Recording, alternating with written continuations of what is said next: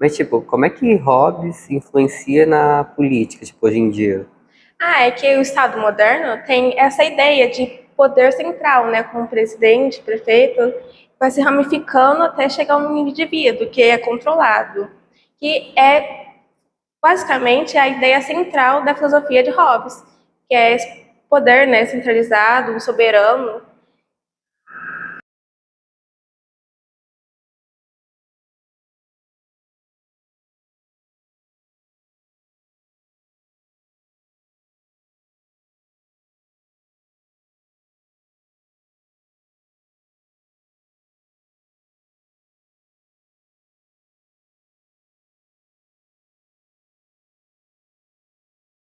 Ana, como que é o Estado na visão de Hobbes? Então, a principal obra de Hobbes foi o Leviatã, e nela ele diz que antes do governo existir, as pessoas viviam num estado de natureza, onde todo mundo fazia o que queria e o que bem entender, o que acabava sempre dando em briga, e uma guerra constante. E isso é o famoso a guerra de todos contra todos. Esse governante teria autoridade total para manter a paz, para que a gente não retornasse ao caos. Para sair desse caos, Hobbes propôs a ideia do contrato social, no qual as pessoas abrem mão da sua liberdade em prol de segurança e paz. Então, cria-se um Estado com um governante que possui um poder absoluto. No fim, mesmo defendendo um governo forte e autoritário, Hobbes foi super importante porque trouxe uma visão mais racional e científica sobre como organizar a sociedade. Que é a razão para Hobbes? Hobbes acredita que a razão é fundamental para criar uma sociedade estável.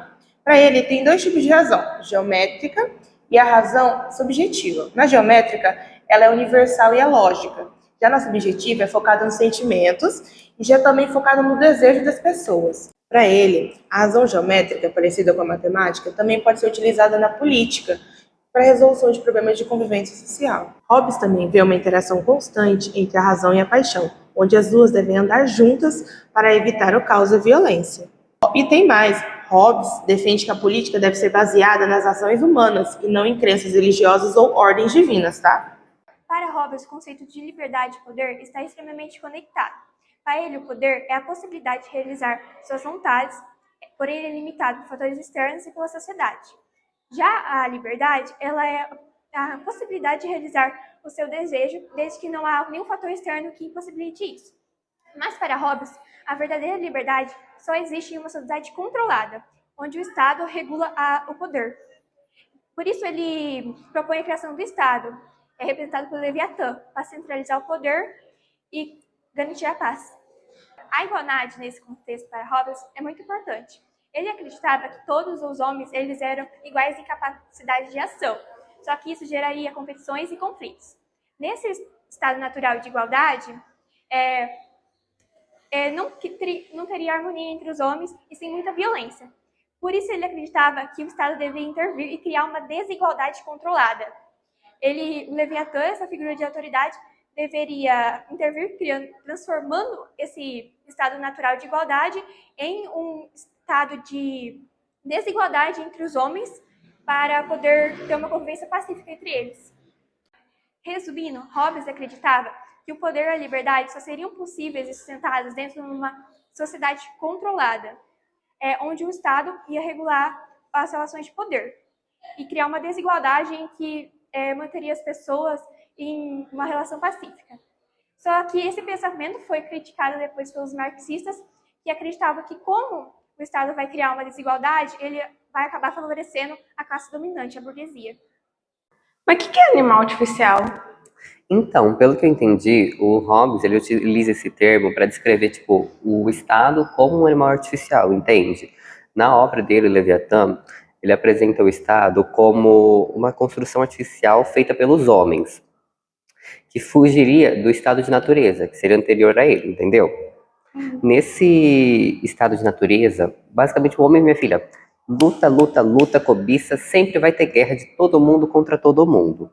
Então, a gente percebe que Hobbes se diferencia bastante de Aristóteles, já que para Hobbes, o homem sempre vai ser o lobo do homem, como ele costuma dizer. Ou seja, um ser sempre agressivo, assim, sempre está em guerra. E Aristóteles tem uma visão mais o quê? O homem é um ser naturalmente social. Para Hobbes, um poder forte e centralizado é essencial para prevenir guerras e uma sociedade assim duradoura e pacífica. Onde ele acredita que o Estado, para perpetuar bem, tem que ter um poder bem definido. E as vontades de todo mundo, todos os indivíduos, seria basicamente a vontade do soberano deles, entende? Ah, mas como é que ele ia resolver esse problema? Ele acredita que para resolver esse problema, ele teria que fazer, tipo assim, um contrato social que garantiria poder absoluto a um soberano. Então, tipo assim, ele é bem, assim, bem pessimista, assim, bem contra direitos humanos, né? Mas, no fim, ele acha que esse poder absoluto conferiria paz e levaria os direitos das leis de natureza para leis civis. Júlia, resume pra gente, por favor. Basicamente, a ideia de Estado, ela surgiu recentemente e ela nasceu praticamente ligada ao capitalismo. Quando a gente fala no assunto da crise, bem entre aspas, de Estado, a gente se refere aos países que eles estão perdendo, vamos dizer assim, o controle com a queda das barreiras econômicas. Só que o que está rolando não é bem uma crise, seria mais uma transformação. Até porque o Estado Nacional ele está se adaptando a esse dinheiro que está rolando solto por aí. Além do mais, o capitalismo ele não quer destruir o Estado, até porque ele depende dele para poder crescer, vamos dizer assim. E, na verdade, ele só quer se apropriar para poder se desenvolver nesse meio, nessa nova fase global. O que sobra para o Estado Nacional é literalmente cuidar do território para que a economia internacional faça basicamente o que quiser com ele. Inclusive, o Bauman disse que o Estado virou uma espécie de guardião do território para a economia global. Já o Castoriadis, ele diz que já tinha notado que o Estado tem essa mania de querer controlar tudo. O acordo social entre pessoas tem entrado em ruínas, vamos dizer assim. E por trás de uma falsa liberdade, a lei do mais forte acaba vencendo.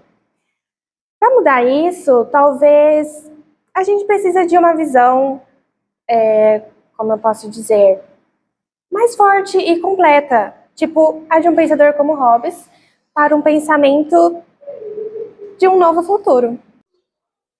Bom, esse foi o nosso trabalho de filosofia e eu espero que vocês tenham gostado do nosso vídeo.